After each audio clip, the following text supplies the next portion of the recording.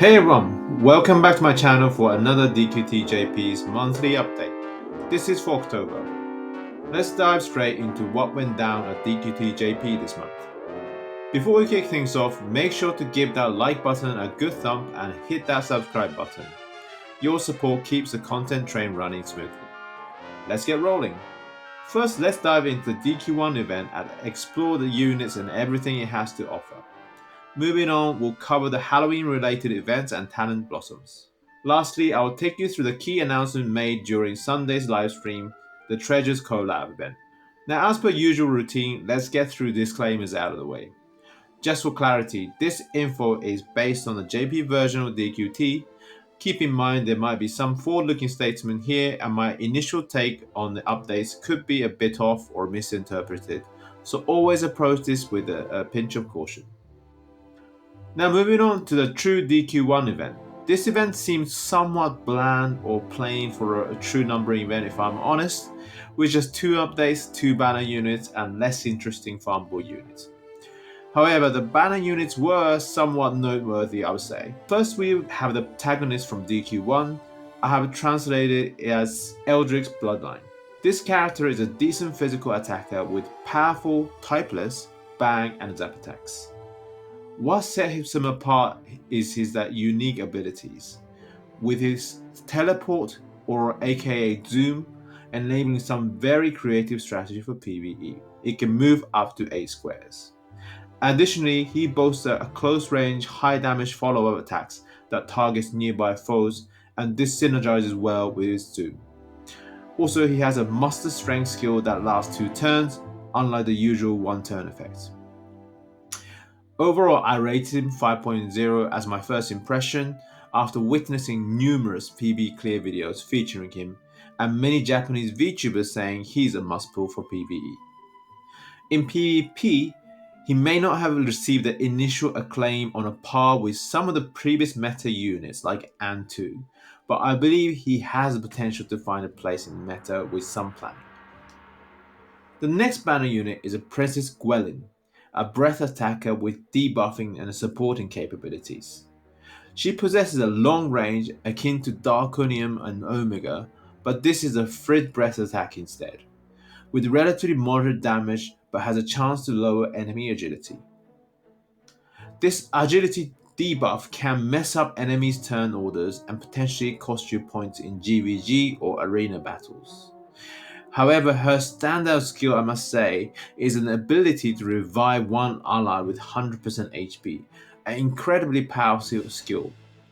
Additionally, she comes with starting resistance to physical, spell, and breath damages, rendering martial damage the only 100% effective skill against her. I believe she has the potential to be a significant nuisance if included in GVG defenses, as her agility RNG skills can throw wrench into your plans and disrupt your strategy. However, in the GVG offense, where you want things to happen as guaranteed, she might be a bit too RNG heavy to justify bringing it along for a 60 weight. So I've given her a 4.0 as my first impression for the unit. Here are some of the farmable equipment items from the event, with 2 in particular catching my eyes.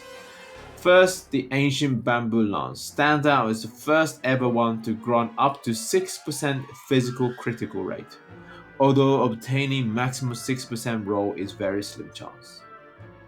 The second item worth mentioning is the armor, which offers a 20% chance to buff the wearer with physical resistance. Additionally, you can roll for physical resistance passives, making this armor particularly robust against physical foes. The shields are also somewhat interesting, I guess. It can be rolled for up to 40% paralysis resistance. Now, in terms of the event itself, it appeared to be quite standard as I said. However, I have heard that the PvE stage is extremely challenging. Even the experienced players, such like Treeham Games, said the hardest PvE stage to ever to exist. It seems that Hero 1 will make this a lot easier to clear, and he's also very good for PvE in general. Other than that, also fairly standard farming events, average A ranks and other farmable units. Next, Halloween event. In this year's Halloween event, the game provided a reminiscence of last year's content and did not introduce a new event.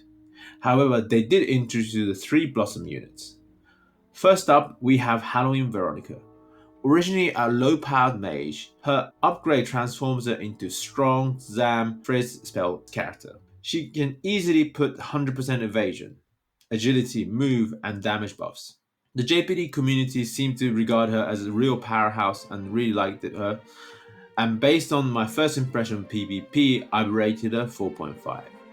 She might also find use in PvE if there are enemies weak to status effects. Next, Doreen Gray, who becomes a potent damn martial attacker with follow-up skills. While she receives a good overall upgrade, there is a substantial competition in this field. There are many damn attackers at the moment, such as Estar and Halloween Veronica. Lee Lantern is an interesting unit, primarily serving as a specialist tank. He's specialized against martial and the frizz attackers, as it gains resistance for those. It's somewhat challenging to see immediately an application for this, but if there is a specific PvE content, it might become irreplaceable or irreplaceably useful. If you have a Diamond Slime though, it might be just a good idea to wait until the need for such unit arises.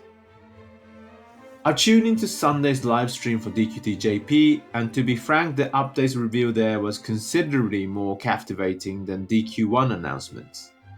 The highlight of the live stream was announcement of a collaboration event for DQ Treasures.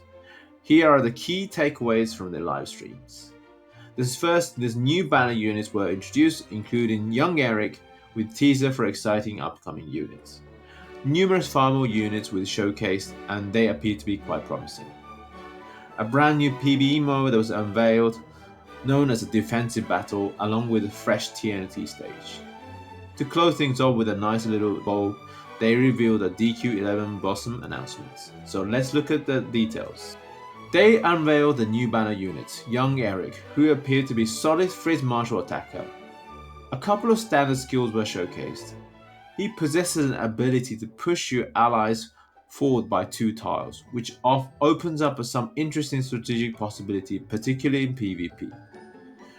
And also the first time he boasts an ability that penetrates through covers and puts enemies to sleep.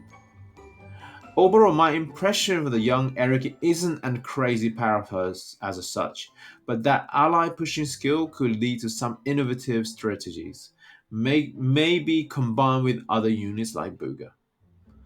Also, it was announced that JP players would receive 33 tickets for Young Eric, which is good, and 1 copy guaranteed 3 steps paid banner that we are familiar with, which is good if you want to ensure you get at least 1 copy of him. Mia and Captain Silverboom were the 2 other previewed potential upcoming banner units. While not much information was shared, they did tease Mia's coup de grace, which is a double hit martial attack that ignores cover. This feature of ignoring cover seems to be the new gimmick that aiming is bringing to the game and may be useful for a new PvE mode. On X or Twitter, they unveiled 2 Farmable units and their respective skills. While they're both A rank units, their skills are very, very good, and I'm really looking forward to getting them myself. First up is Mogworth, a whoosh martial attacker. What sets him apart an A rank unit is that his last stand passive. Also, after he managed to survive with his last stand, his damage output triples, and from what I've seen, he can potentially deal something like 5,000 damage, which is really impressive for A rank. So, very high damage potential. Next, we have an Emerald Slime, who is a dedicated support unit. He begins the battle with a 2 steps physical resistance buff and also possesses an AoE skill to boost physical resistance for the team. This makes him a robust counter to prevalent physical teams in the current meta. He also has a unique magic bounce mechanics, which remains active as long as his HP is at its max. His last skill is particularly interesting, I thought, or very useful. Large AoE heal while also addressing status ailment, curing, sleep, and confuse. The fact that this capability is available in A rank on you for the first time makes it very, very strong, even though it's less capable than Gem Slime or Hawker. Given how common and strong sleep and confuse status effects are, this is a very good skill, I would say. They also showcase two other farmable units. One white Pikachu looking white dragon and a single-eyed orc unit. Given how good the revealed two A ranks units were, I'm very looking forward to see how good the new farmable S rank is, especially.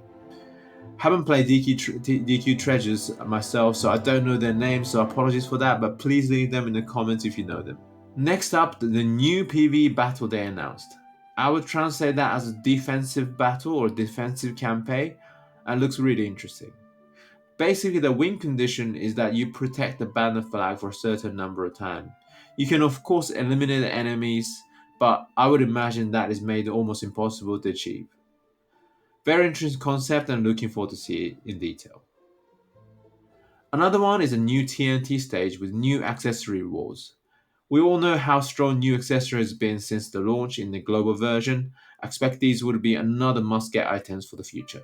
As I said, to close things off, they have announced the talent blossom of Veronica, the old with double quote Eric, and Mordegon. It's interesting to see how both versions of Veronica are getting a blossom skills back to back. I look forward to seeing their blossom skills and passives. I'm most interested in Blossoms of Mordegon personally. Which one are you looking forward to the most? Let me know in the comments. Thank you for tuning again and the monthly update from JP. If you found this video useful, please demonstrate your support by liking and subscribing. Your encouragement is a driving force behind the creation of more content. I'll catch you in the next one.